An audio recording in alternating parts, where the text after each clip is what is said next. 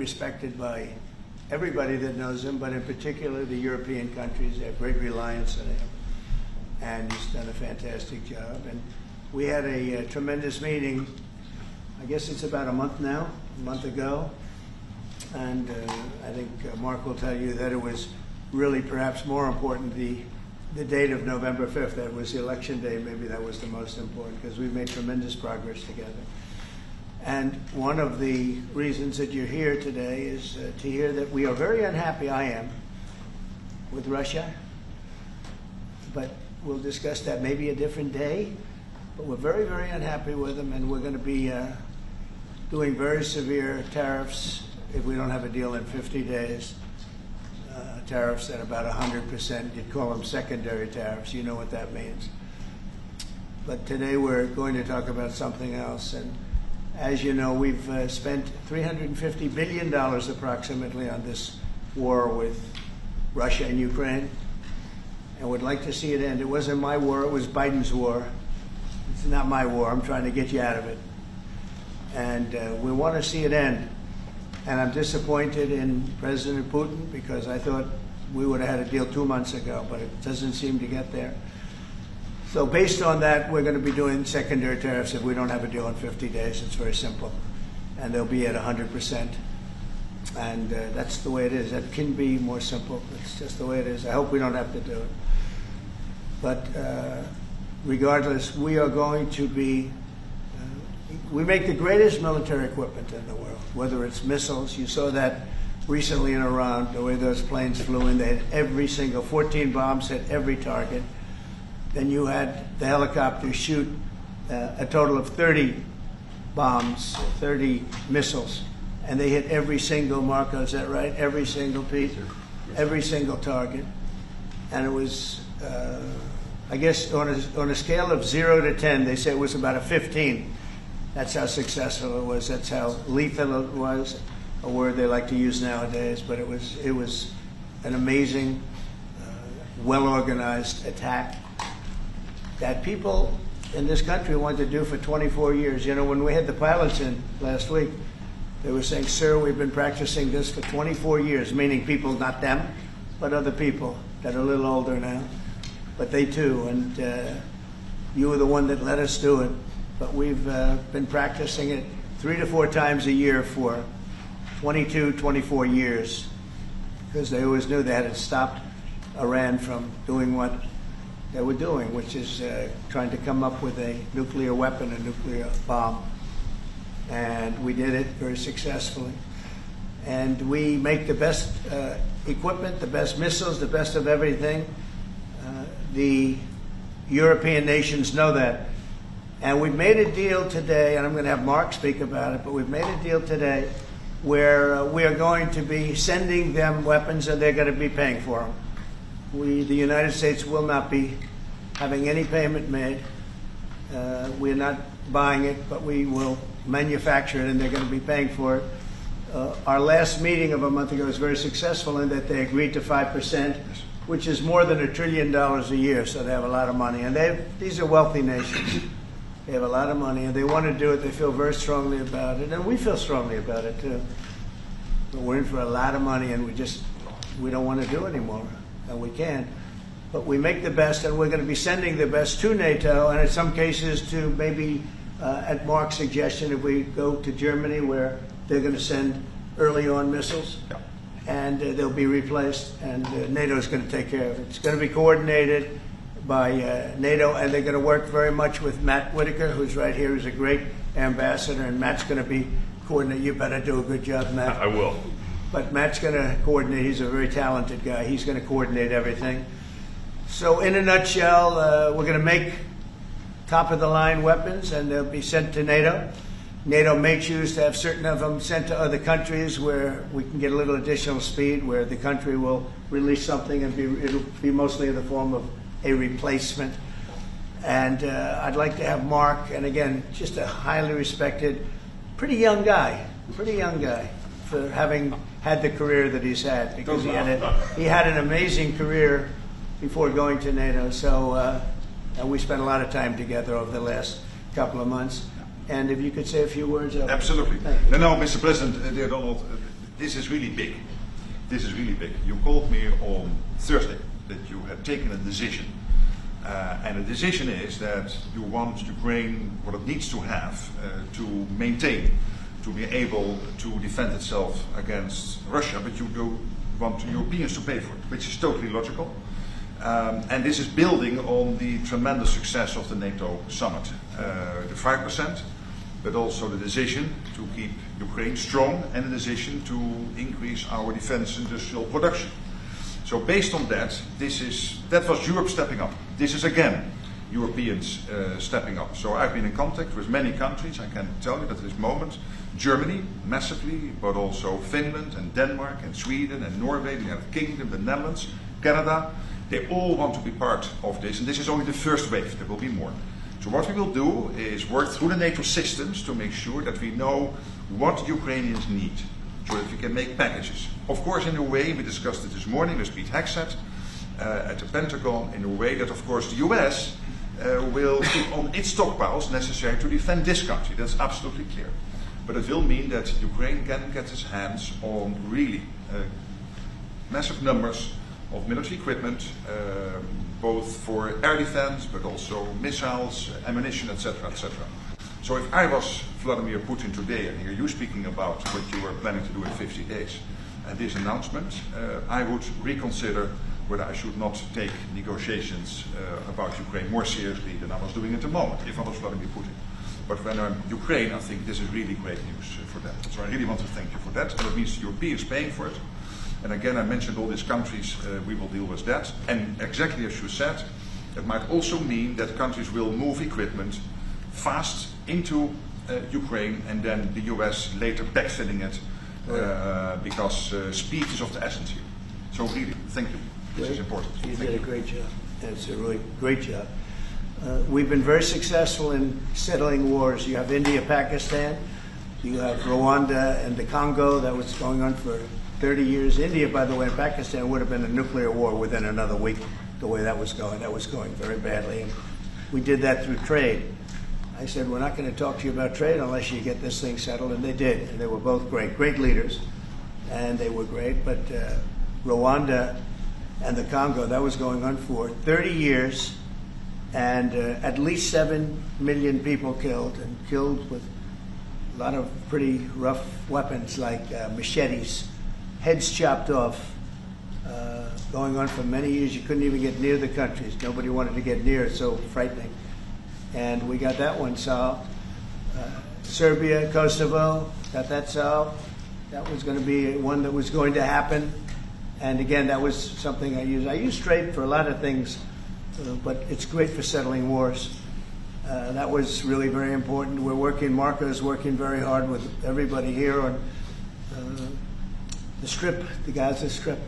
I call it the Gaza Strip, one of the worst real estate deals ever made. They gave up the oceanfront property, one of the worst deals ever made. But it was supposed to bring peace, and it didn't bring peace. It brought the opposite. But we're doing pretty well on Gaza. Steve Witkoff is here, and I think we could have something fairly soon to talk about. And we solved another one, that we just seem to have, Armenia and Azerbaijan. It looks like that's going to come to a conclusion, successful conclusion. We worked on Egypt with a next-door neighbor who is a good neighbor. They're friends of mine, but they happened to build a dam which closed up water going into a thing called the Nile. I think if I'm Egypt, I want to have water in the Nile, and we're working on that one. It's a problem, but it's going to get solved. They built one of the biggest dams in the world, a little bit outside of Egypt. You know about that. You've been hearing about that one. And that turned out to be a big problem. I don't know. I think the United States funded the dam. I don't know why they didn't solve the problem before they built the dam. But it's nice when the Nile River has water. It's a very important source of income and life. It's the life of Egypt. And to take that away is pretty incredible. But we think we're going to have that solved very quickly. So we do good. The only one we haven't been able to get to yet is Russia. I'm not happy, and I will tell you that Ukraine wants to do something. Again, it's a war that should have never started.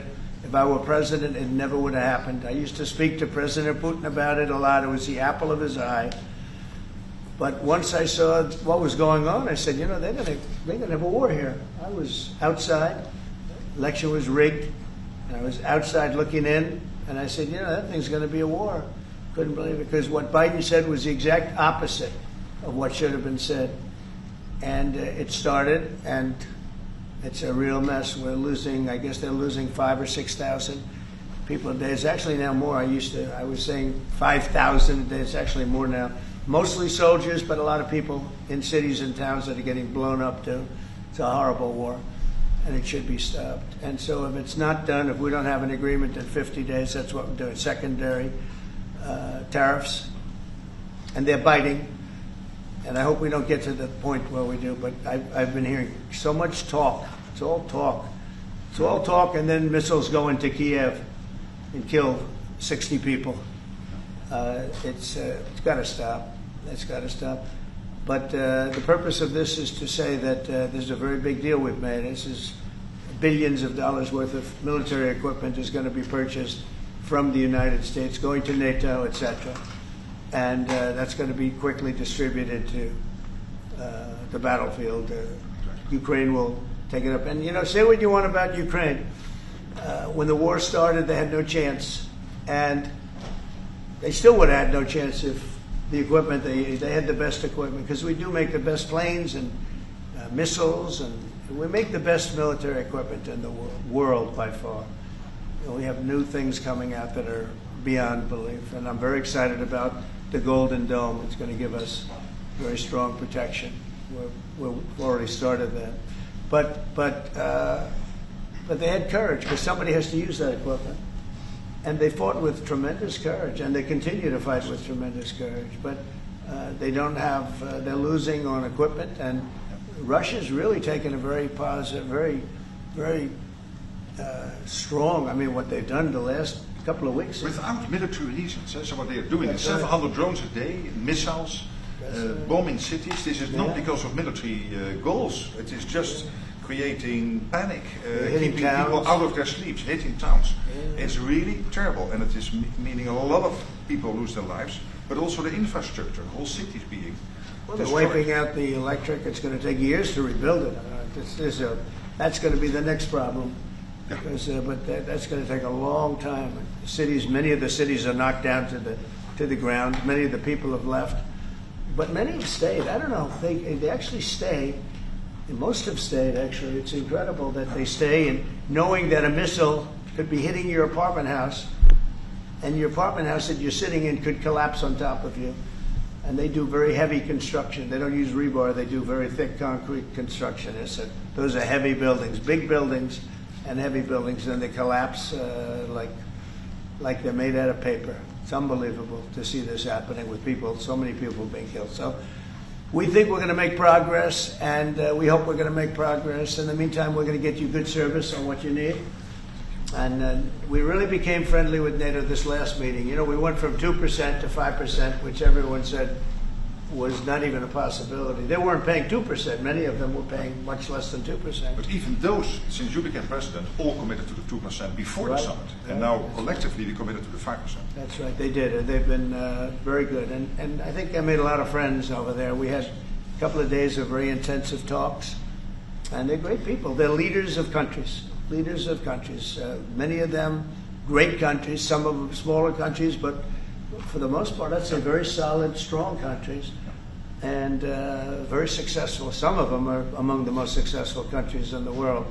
So that's the story. We hope that's going to have an impact on Vladimir Putin, and we hope it's going to have an impact on Ukraine also. We want to make sure that Ukraine does what they have to do. All of a sudden they may feel emboldened, or maybe they don't want. This is a very difficult situation. Ukraine wants a peace deal. I think so. And they will stay committed to that. There's no doubt they want it. But the Russians have to become They have to continue to want it, though. Yeah, I agree. But you and I will make sure of that. All of a sudden they get no. You and I will make sure of that. We'll make sure. I feel confident that they will do what has to be done. Plus, we have certain parameters that both sides know, and we already know what should be done. So I think that's going to be it's going to be very strong. We want everlasting peace. Any questions, please? Yes. Thank you, Mr. President. What was the tipping point for you in making this decision? Was it a conversation with President Putin? Was it a piece of intelligence? And why are you giving 50 more days? I think I think it's a very short period of time. I think, don't forget, I've just really been involved in this for not very long. And it wasn't initial focus. This is a Biden war. This is a Democrat war, not a Republican or Trump war. This is a war that would have never happened. It shouldn't have happened. A lot of people being killed. When the final numbers come in, you're going to see a lot more people are being killed in this war than you think, than you've been writing about. It's a very deadly war. They're all bad, but this is a very deadly war. The numbers are going to be far greater. When an apartment house comes down, and they say 2 people were slightly injured. No, many people were killed. And those numbers will be at some point accurately reported. So far, they're not. It's a deadly war. I think that you're just going to see. I think you're going to see strong movement. I hope so. I hope so. And what about the secondary tariffs are very, very powerful. What about the tariffs that the Republicans in the House and the Senate have ready? Those were 500%. Sure. Why are you doing 100%? Well, the Republicans are moving very strongly in the Senate, giving us total control of it. But I'm not sure we need it, but it's certainly good that they're doing it. And Lindsey Graham's working hard. The whole John Thune, all of them, they're all working hard, and they're in coordination with Mike Johnson, Speaker in the House. And I think they've actually crafted a pretty good piece of legislation. It's probably going to pass very easily, and that includes Democrats. And there's some little tweaks, but I don't want to say I don't need it because I don't want them to waste their time. It could be very useful. We'll have to see. But we can do secondary. We're probably talking about 100% or something like that. So can you clarify we can do secondary tariffs without the Senate, without the House. But what they're crafting also could be very good. So are you suggesting then that the Congress should move forward with those sanctions, the 500%, and that your 100 would be a separate additional package? Yeah, I mean, the 500 is, sort of meaningless after a while because at a certain point it doesn't matter. It's not going to be, 100. 100 is going to serve the same function. But, I have it at 100%. They may have it, I don't know what they're going to end up with. They may have it at 100 too. They may have it at 500. But they're doing some good work in the House, and I think in the House and the Senate.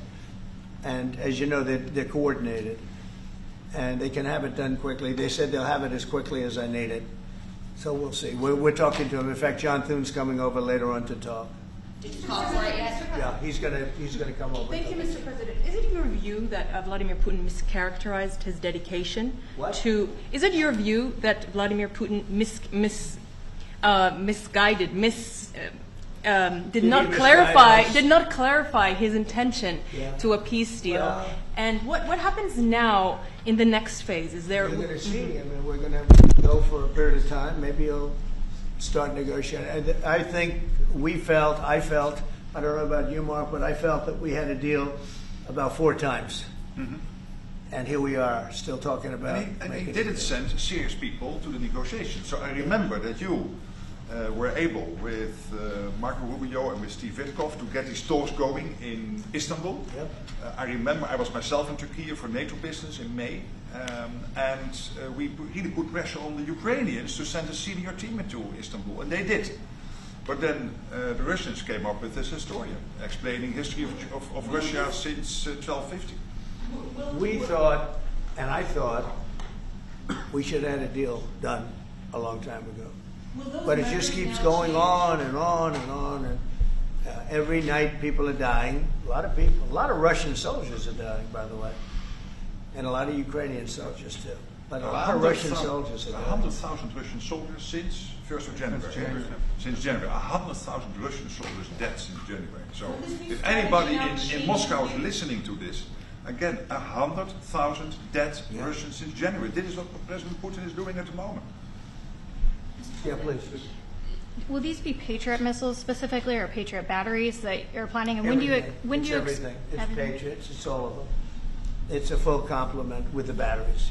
And when do you expect them to arrive in Ukraine, sir? Well, we're going to have some come very soon, within days, actually. Because a couple of the countries that have Patriots are going to swap over and will replace the Patriots with the ones they have. And Matt will coordinate with NATO. But so it's going to be, they're going to start arriving very soon. And this afternoon, Boris Pistorius, the German defense minister, is visiting Pete Hegseth, the Secretary of Defense, and we'll discuss also, I think, on this whole Patriot thing. Norway is involved, so that's on the Patriots, but this whole deal is also about missiles or ammunition, so it's broader than Patriots. We have one country that has 17 Patriots getting ready to be shipped. They're not going to need them for them.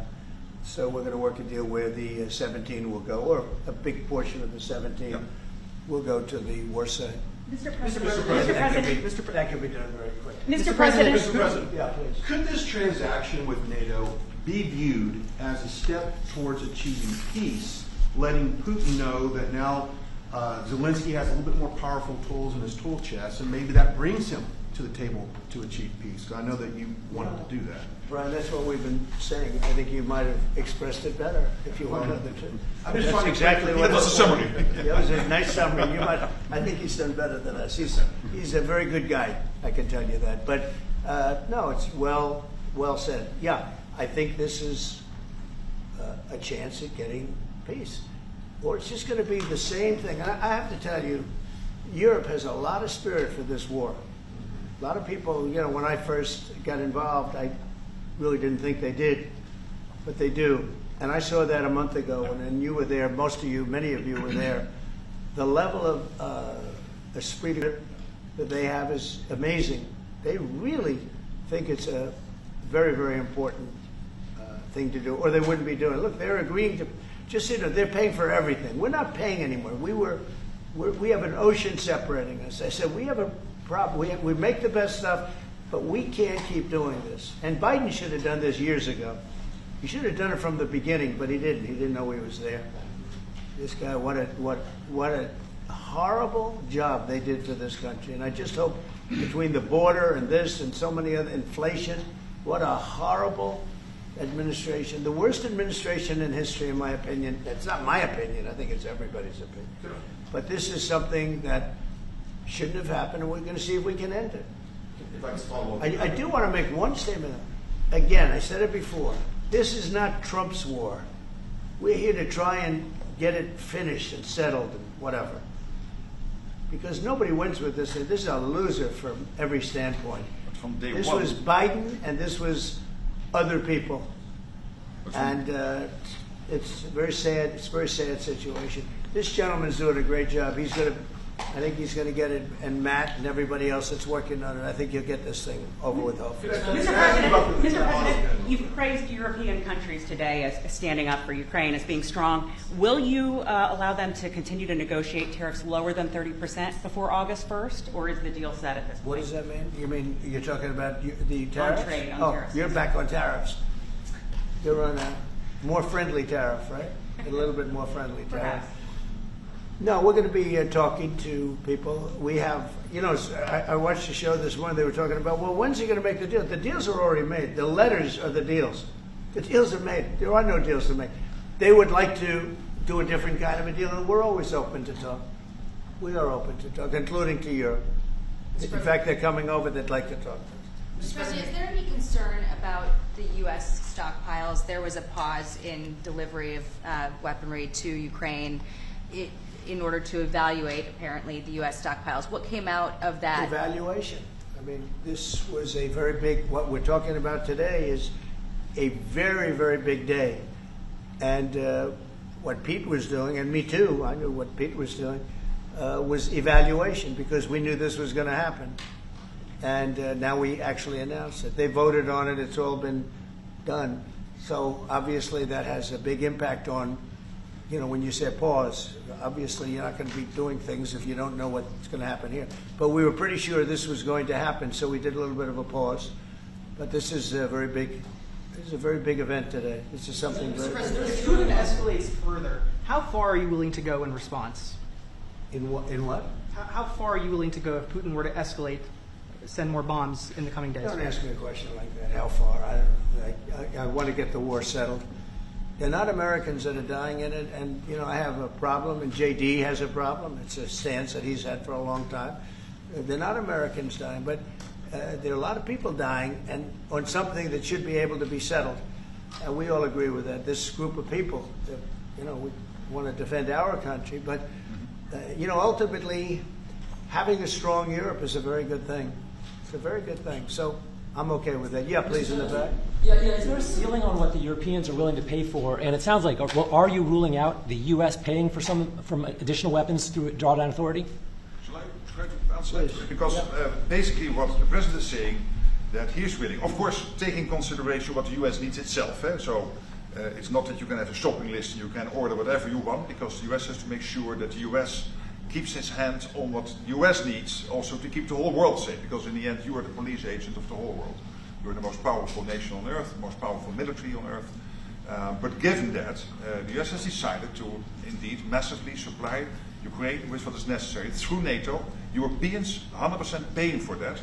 And what we have been doing over the last couple of days is talking with countries, and I just mentioned the ones who in the first wave immediately said, we want to chip in. And then you are really talking about big numbers.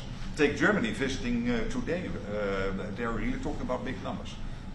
Can we get some clarity? I will say that I spoke with Germany, spoke with most of the larger countries, and they are really enthusiastic about this. They want to, and you know, they're willing to go very far. I will tell you, you know, as per your question, how far would I go? They want to go very far. They don't want this to happen.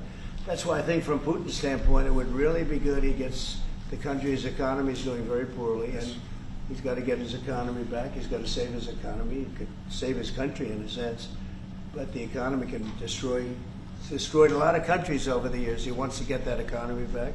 And you know, he's got a great country for trading and other things. If they could use the assets instead of war, he's got some tremendous potential. That's what I would say.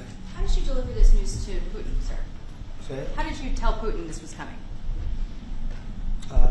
I speak to him a lot about getting this thing done. And I always hang up and say, well, that was a nice phone call. And then missiles are launched into Kiev or some other city. And I said, it's strange. And after that happens 3 or 4 times, you say, the talk doesn't mean anything. My conversations with him are always very pleasant. I say, isn't that a very lovely conversation? And then the missiles go off that night. I go home, I tell the First Lady, you know, I spoke to Vladimir today. We had a wonderful conversation. She said, oh, really? Another city was just hit.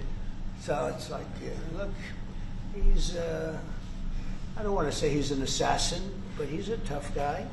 It's been proven over the years. He's fooled a lot of people. He fooled Bush. He fooled a lot of people. He fooled Clinton, Bush, Obama, Biden. He didn't fool me.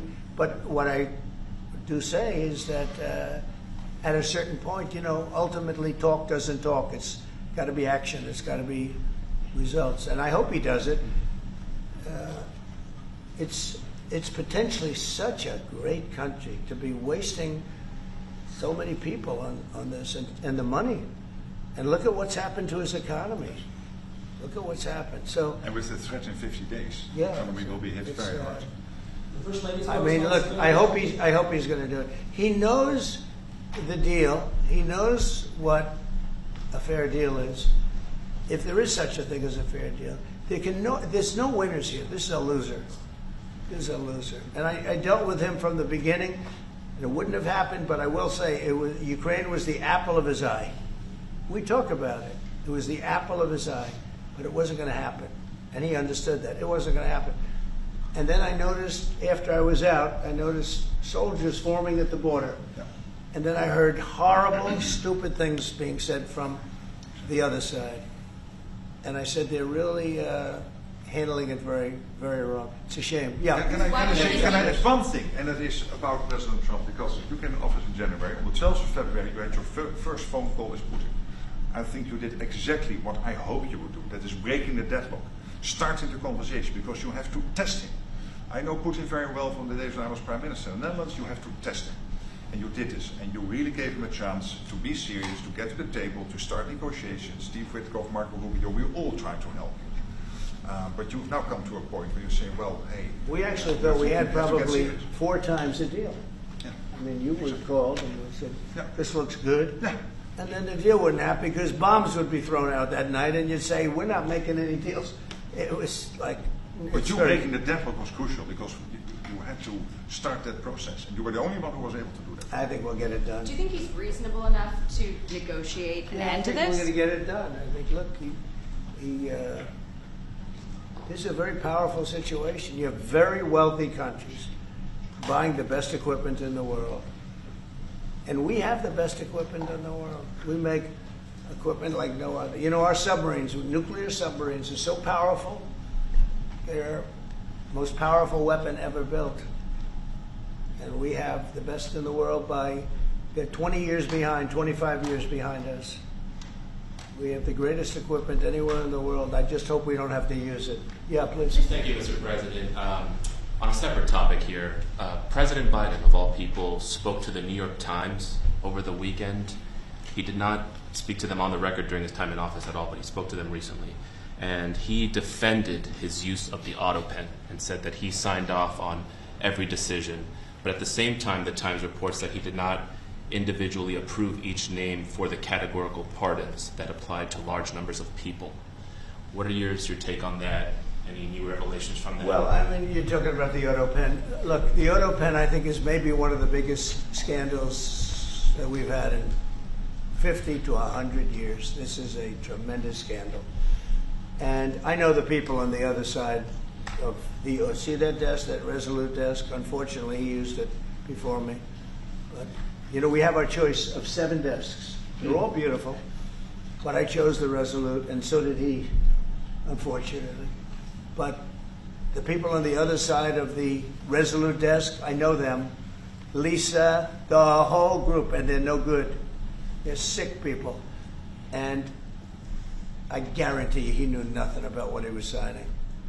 I guarantee it. So they're going to figure it out, and we'll see what happens. But to me, the auto pen, you know, you elected president.